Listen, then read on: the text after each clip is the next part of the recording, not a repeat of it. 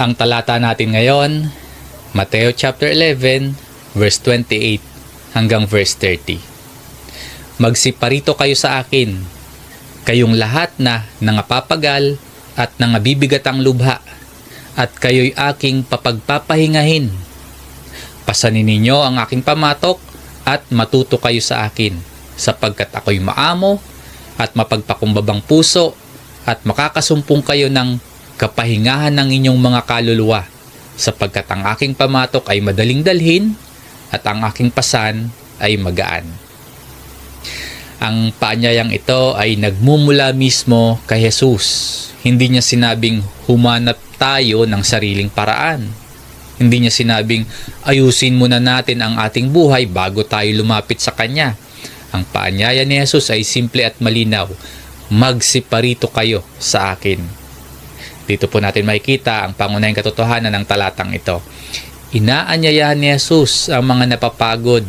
Inaanyayahan ni Jesus ang mga nabibigatan na lumapit sa Kanya upang makasumpong ng kapahingahan.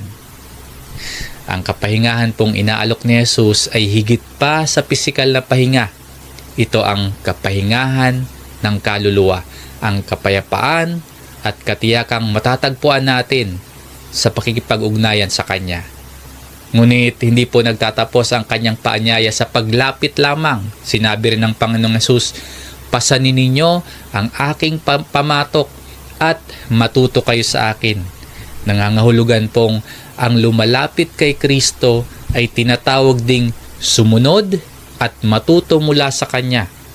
At dahil siya'y maamo at mapagpakumbaba, ang Kanyang pamatok ay hindi pabigat kundi isang pagpapala sa buhay ng Kanyang mga alagad.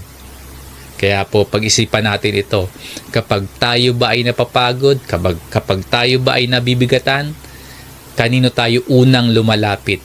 Sa sarili ba nating lakas? Sa ibang tao? O sa ating Panginoong Hesukristo?